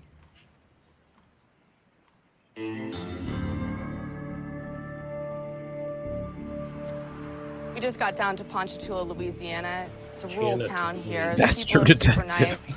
nice. It seems Yeah, like no, we're a it's religious the town, visuals are all the same. but we've noticed just Spot talking on. to people in this town that it's still very haunted. 10 years ago, there was a case involving some twisted sex crimes. We have a lot of old families that have chosen to stay in our area, families that have been here forever and ever. We have a lot of Christian values here. We have a lot of different church organizations. I would say that they were very heinous crimes. And we would never expect anything like that in Ponchatoula because it's just not that kind of town. The fact that there's still a church there, blows my mind. I feel like that needs to be erased. That's where they should have built the Walmart that's in Ponchatoula, without a doubt. People couldn't believe it, not in our community. This doesn't happen, but it did. So we're here to track down two of the detectives who solved that case. My name's Don Wall. I'm an assistant district attorney in the 21st Judicial District. I was the lead prosecutor on the Hosanna Church case. Is this something that you would have expected to see in this area of Louisiana? On the child sexual abuse aspect of it, no, I was not surprised. We have a lot of child sexual abuse cases in this district, but the devil worship aspect of the case, it's the most disturbing things that I have ever read in my 30 years now. This is real, guys. This is like, these are real people. These are not actors. Detectives' work that they did, and particularly the statements that they took from defendants, we couldn't have successfully prosecuted this case.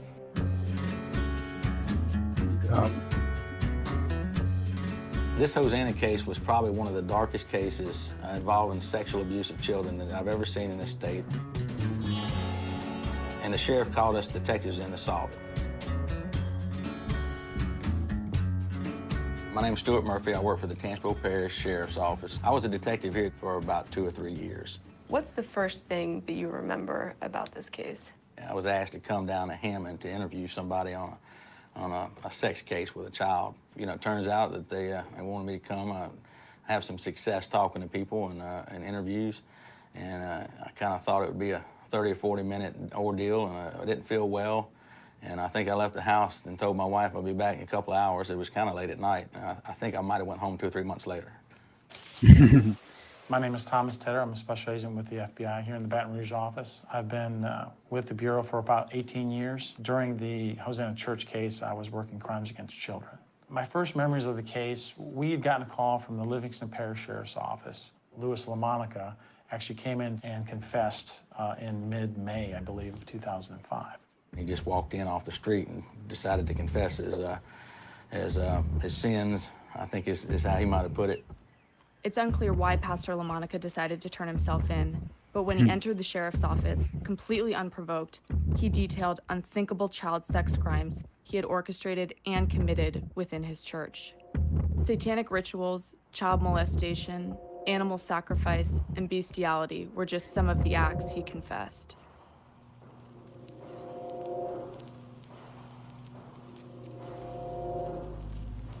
This is dark, man. Yeah, it is.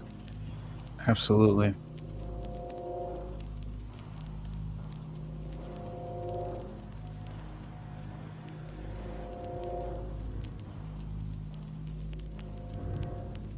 Wow. Oh my God.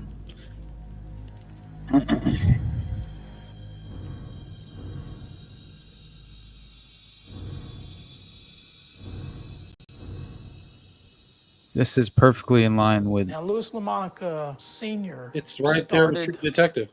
So that's where it comes from. Maybe it's I worth a know. watch some other time. Oh, absolutely. Yeah, I will be watching that immediately. But yeah, that 20-minute definitely that falls identically in place with what was happening with the Alsatian German Shepherds and with the process doctrine and all the various offshoots. Yeah. Beyond that, I mean, we have, like I said, Marc Dutroux and Michel Nihoul, and the bestiality that was reported in the Dutroux network, and I'm just. Yeah, the Dutroux cover-up is actually a huge part of that story because like 25 people died. Like there was just mass killings like around there. It's devastating. Once And you manipulation, realize, manipulation of the legal process too. That's what's really sketchy. And then there was a list that was published of potential people of that abuse network, and it was all the landed aristocracy of Belgium. So Van den it goes back, Beinens, back to Eyes Wide Shut again. Exactly. Yeah. It connects to the Black Baron. It connects to, Van den Beinens, who was prime minister of Belgium for a time, and it's just like once you realize that the pink ballets that they were performing at the castles in Belgium, and they had these events where they would film all of this, and it was entirely for blackmail purposes. It was very, very obvious what was happening, but it was also, above board. Everyone was aware. It was very interesting to read the accounts of the pink ballets, but at least for the most part, most of the participants were aware that they were being filmed. But yes, bestiality was a factor. And what I found, just extraordinary was in the Ultimate Evil. I was just, again, researching Henry Lee Lucas and the Ionia State Mental Hospital connections and to MK Ultra and this sort of secret psychological programming of not only assassins, but I mean, it was very much just kind of like the psychopath machine, they would recognize, they would kind of, identify these characteristics within the individual, and then they would target you and seek to exploit and leverage those characteristics to their benefit. So it largely, yes, they could create a psychopath, but it was much more reliable, right, to just kind of target a psychopath who's already morally unhinged and kind of in many ways just willing to cross that ethical boundary. And so it's just so disturbing once you realize Judge Connerat and all the individuals who were just strategically pulled from the Dutroux case, and it was all because they had attended some gathering on behalf of the victims, and only because there was a victim's family who was at this dinner. They viewed that as a conflict of interest for Judge Connerat, who was actually attempting to, push for disclosure in the case, and they weren't going to allow that, and it was just so very obvious. And Michel Nihoul himself, he outwardly proclaimed to the journalists who came to find him, "I am the beast of Belgium." Wow. And he told her, he pulled her physically, he assaulted her essentially. He forces this journalist onto his lap, and one of her co-workers was forced to try and intervene, and it's diabolical. Yeah, what he believed that he would get away with it, and he did. He died a free man, and we just see too many cases of this, William, and it's. Yeah, I mean, I think you're going to see stuff like that's coming out about Diddy. Like, he's literally raping kids, 9-year-old kids. God. We don't. I mean, I think that he's probably abusing Bieber and what's the kid from Home Alone? Oh yeah. Macaulay Culkin. Yeah, Macaulay Culkin. Yeah, there you go. I mean, we're going to see the list. This may actually, the victims and the perpetrators may actually come out about this much more than Epstein, because Epstein conveniently died and that went away. There's a lot at stake on Epstein. There's probably a lot at stake at this too, because a lot of strange kind of corporate heads rolled. Like, they literally rolled after Diddy got arrested. Like, why? You would think, like, what's this guy? Is there a connection here? But some of these guys must have been at those parties. They must have known somebody, and they're like, we got to get ahead of this. You got to get rid of the CEO. You got to get rid of this dude. It's the only thing that makes sense. And I find it interesting, though, because I see people saying that Diddy will receive the Epstein treatment. I'm curious to get your perspective, because I kind of saw it as Epstein became willing. He was essentially overexposed and hung out to dry and became willing to name co-conspirators, is what it seemed to be, and just from my perspective and my knowledge of the case. And so when Acosta himself claimed he was told to back off when he was, and so intel, right? Told he was he's connected to intelligence. So I think that you get Epstein treatment when you become unwilling to cut a deal, to strike a deal.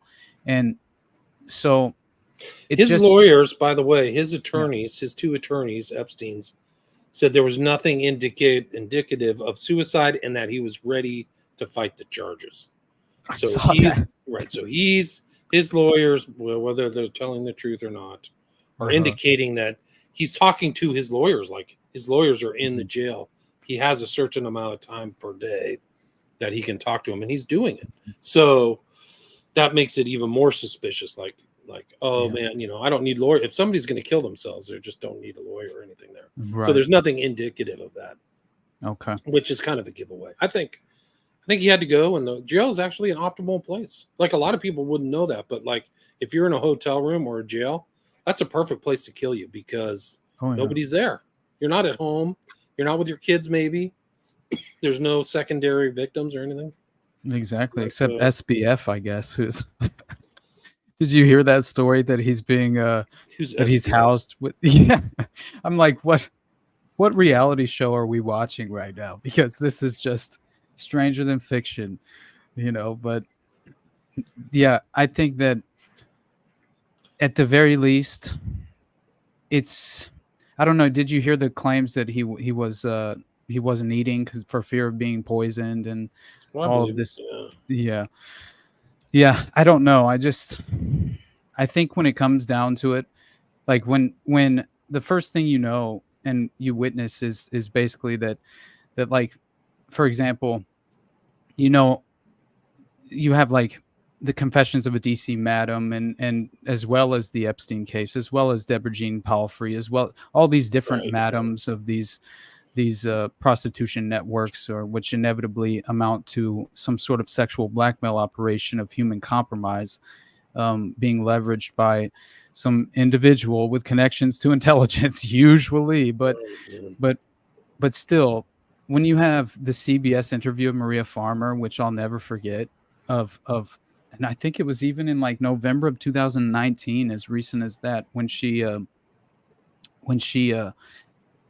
pretty much she explained what she witnessed when going through Epstein's residence, and it just felt identical to that of Henry Vincent and to that of Epstein, and then now Diddy, and so it's very hard when you have this playbook of audiovisual blackmail being set up. And of course, I've done this insane amount of research on Watergate as far as the Columbia Plaza operation with Heidi Reichen, and understanding how you had FBI agents like Alfred Baldwin III monitoring in a closed, hidden room, that he's monitoring what's happening behind a two-way mirror sort of situation, right? And he's got a tripod set up, and he's recording.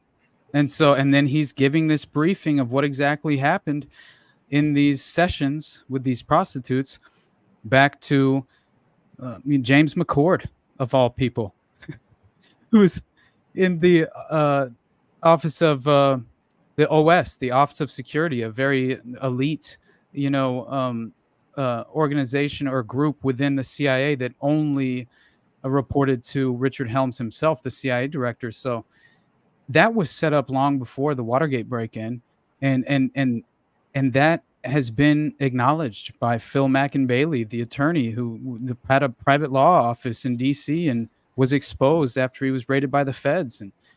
And what did they do to Phil McInbailey, William? I don't know. Tell me.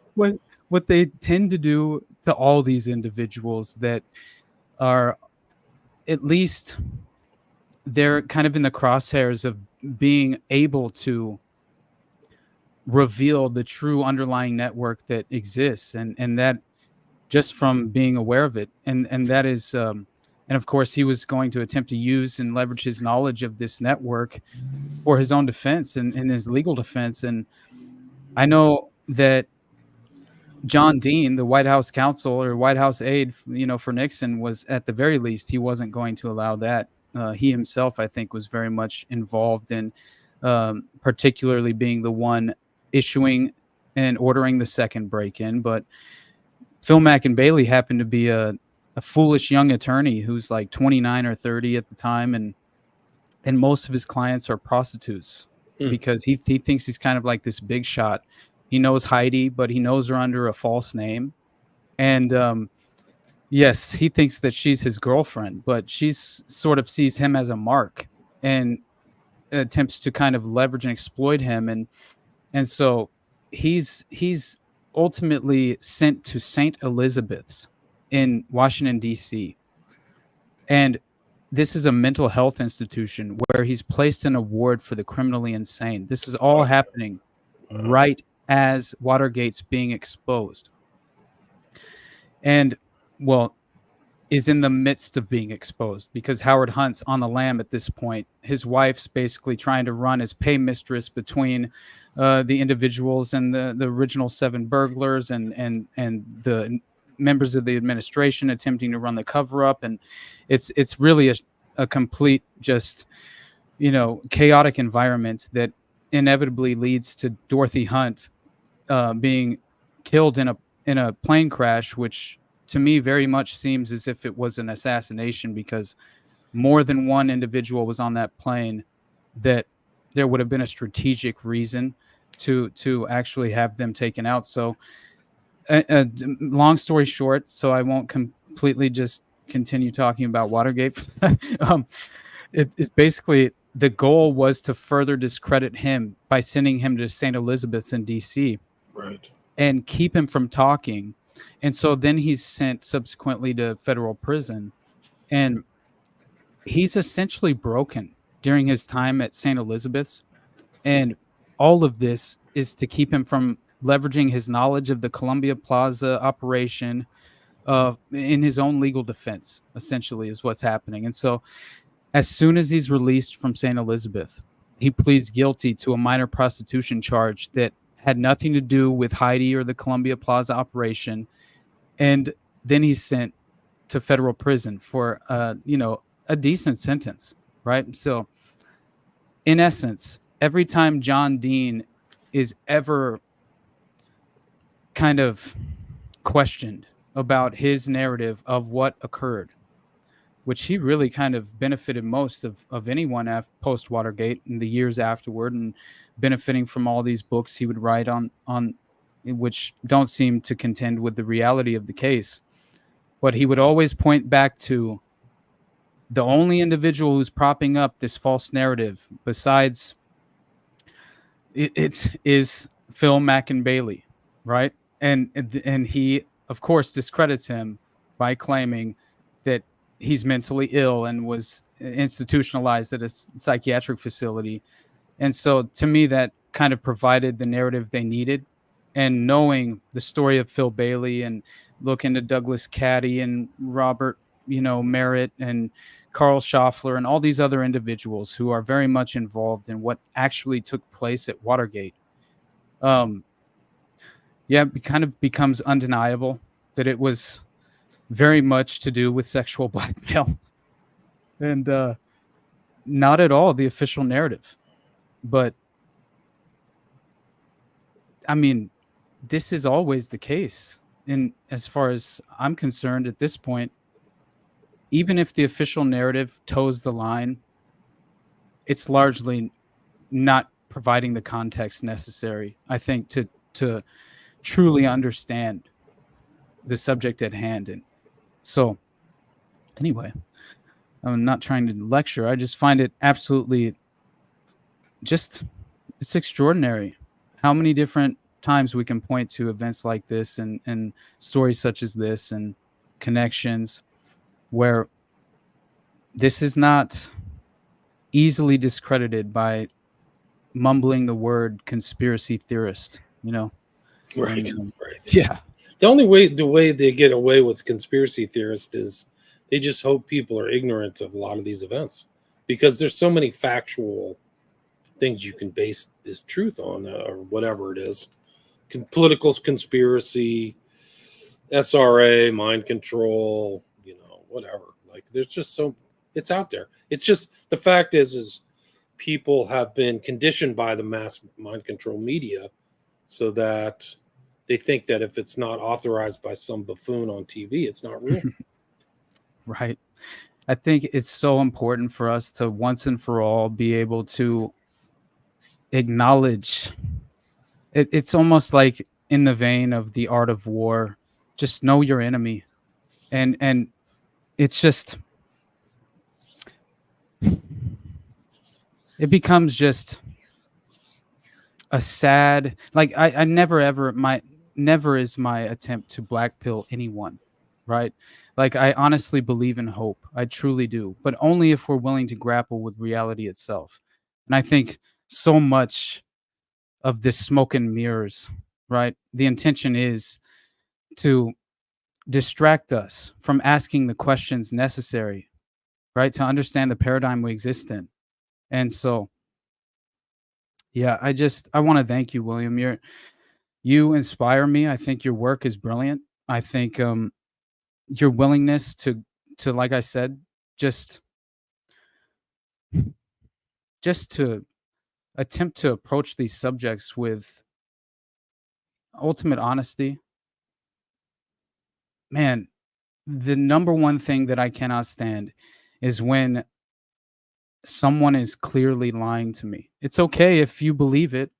At that, at least in my mind, it's like I'm not just justifying it, but the fact of the matter is, it's easier for me to deal with it if you believe it and it doesn't, rely on deception, right? Because deception, it just, it's something that, it's the reason that I started my podcast, right? Like I cannot stomach being lied to, on a daily basis by the mainstream media, as I say in my podcast, and so I just want to thank you, man, because this underlying clandestine power structure that truly exists, that seemingly it it very much influences policy, right? But not only policy. I mean, it's culture. Cult influences everything. Absolutely. Influences our perceptions, our culture, everything. No question. Absolutely. And so my whole point is just that when individuals become willing to put their credibility at stake because truth, right, trumps all, it's imperative, then you're someone that I find to be just extraordinarily valuable in this very moment in time, contending with, as I said, the art of war, right? The enemy we actually face in this paradigm we exist in. And if you're unwilling to even, face your enemy, let alone acknowledge what your enemy is capable of, that's the other issue that I am very frustrated with, that I consistently, I just consistently, unfortunately, spend my time wondering why. and all I can do is attempt to write further, provide details to the contrary of these official narratives, and hopefully that will make some sort of impact in pushing, at least at the very least, what I can do is potentially push people in the right direction if I possibly can. And as I've said before, hopefully the next time that the propaganda is just, completely surrounding you and it's almost impossible to see clearly, those are the moments that you have to work very hard as far as just disciplining yourself enough to remain skeptical in that moment where it's so difficult, and they rely on that fact, they leverage that fact, the over emotional reaction. And I only hope that through discussions and conversations such as this, maybe we can spotlight the fact of the the unfortunate reality we face and the true enemy, right, that we need to focus on. And otherwise, we're really just kind of wasting our time, and I hate to put it in those terms, but I mean, what else is there for us to focus on in this very moment when there's clearly this diabolical agenda of social engineering, right? And no question, destabilization. Yeah. And demoralization too. Demoralization in both of its interpretations. No doubt, William. But I guess we can wrap it up here in a moment, and you can plug anything you would like to, and Jules, you do the same as well after William. Yeah, thanks for having me again. Thanks for the invite. Great to talk with you, and thanks for the Solar Temple episode. That was one of my most listened to episodes. So really, that's cool. Yeah. Awesome. My podcast is at William Ramsey Investigates. You can check that out. I have 5 documentaries. You can go to Patreon and pay $5 and watch them all at your leisure. And then my books are all on Amazon. I have 5 books on Amazon. And please share the show. I appreciate it. I don't have an advertising budget, so anytime anybody shares it on social media, I really appreciate it. So if you like a particular episode, please share it. And I would really appreciate that. So thanks again for having me. It's nice to be with both of you. Thanks for coming on, and thank you. Guess you want my plugs. Yeah, guys. Great Pool Podcast. Sorry, I kind of sat silent most of the time, letting them two talk. It was more of a treat for me, just to kind of listen. I'm not so much into. Well, I am into. I don't know as much about the parapolitical stuff. I am into the cults though, as far as like I'm more into the esoteric and the occult side of it. So this was very interesting to listen to, and I'm also a fan of yours, William. So this was definitely a privilege. Guys, I'm on Instagram, graypilled_podcast, Twitter, graypillpod. I'm on YouTube, Rumble, Spotify, BitChute, and Apple Podcasts. Got merch coming soon. Don't have much planned for this week. I will let y'all know. So, guys, if you want to support the show, you can go to my Patreon, $2 tier, I think. Be starting up on there soon, putting some content out. patreon.com/graypillpodcast. And thank y'all for coming and hanging out with us. Austin. All right, brother. So again, guys, Jose will be back next week. Pray for our brother. I'm sure he'll be fine. But you guys can always follow me at the Underclass Podcast on Instagram, at Underclasspod on Twitter. You can support the show at Buzzsprout or Patreon are really the best places to support me. But yeah, I just want to say thank you guys as always for tuning in. And also, William, thank you again. It was I have such a great time having a conversation with you. You're, like I've said before, very much do I admire your work, and also Ed Opperman as well, for that matter, just as far as just very similar overlap in regard to subject matter. But I will say that your books and your documentaries, again, we need more individuals who are willing to actually just take the plunge, right? It's okay. The evidence is there. I know that you might actually receive some sort of character smears because you have the willingness to approach these subjects with honesty. But if we don't have people like William, then we'll never get a window for that matter, an honest window into these paradigms that exist and these covert networks that have very much been just covered up in more ways than one. And so thanks again, you guys. Hit us up next week for sure, because we'll have plenty to talk about. We didn't really discuss much about the aid, of course, or the Black Hawk helicopters in North Carolina and all of the different sort of timely subjects. But we'll cover thanks again, William, for joining us. And I'm going to actually be on his show again. The plan is the 25th to discuss Operation Mockingbird. So I'm very much looking forward to that as well, because that, of course, falls perfectly in line with every single subject that we discuss. Yeah. It'll be like a 16-hour show. There's like so much. It could be. I mean, it really could be.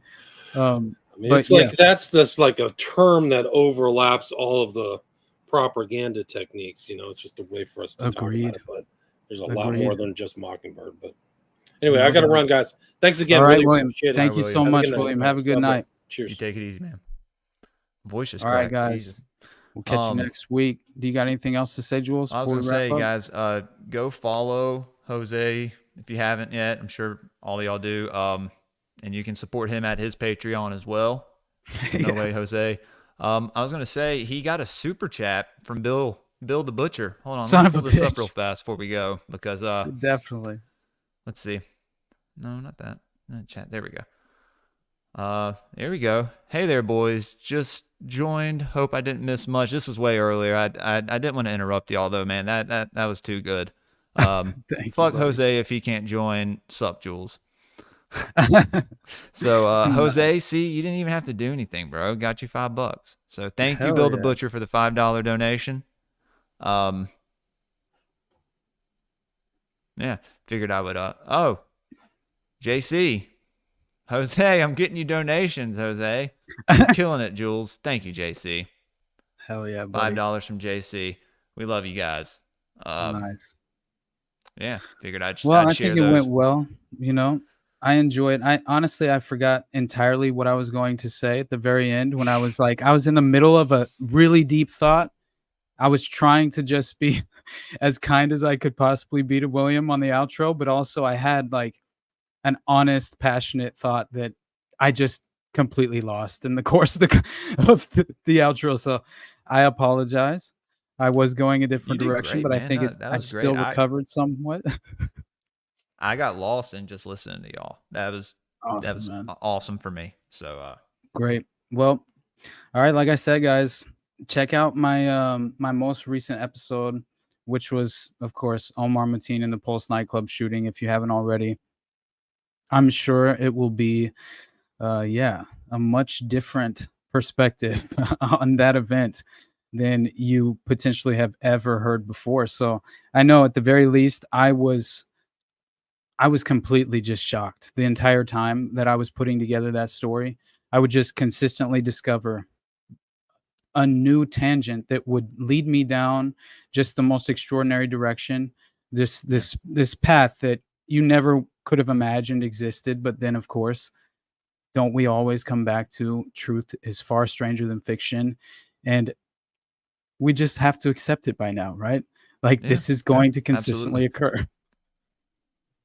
But anyway, all right, we'll end this thing. I appreciate everybody. Thanks for tuning in. You guys have a good night. We'll catch you later, next guys. Tuesday.